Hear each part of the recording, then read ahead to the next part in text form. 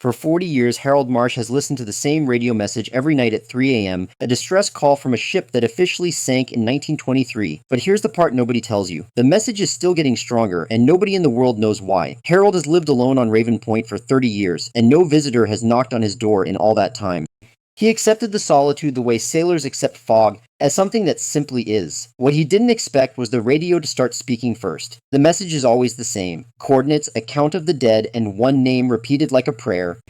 But here is the part nobody tells you. Researchers now believe radio waves can bounce between the ground and the ionosphere for over a century under the right atmospheric conditions, creating delayed echoes from the past. Harold discovered this after months of tracking the signal against tide charts and weather records from 1923.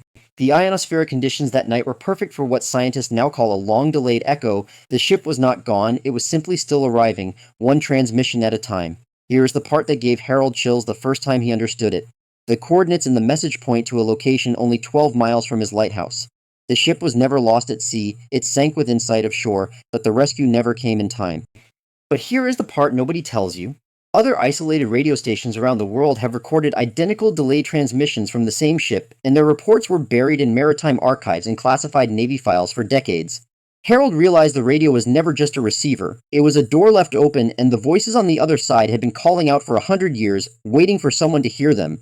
Here is the part that changed everything. In a world where we are connected every second of every day, the loneliest form of communication is a message that arrives too late, bouncing through empty sky, looking for someone who will finally listen. Harold understood something most people never will. The mystery was never really about the ship at all. It was about how solitude makes ordinary people extraordinary, how one quiet lighthouse keeper became the only person in the world who can hear what the dead are still trying to say.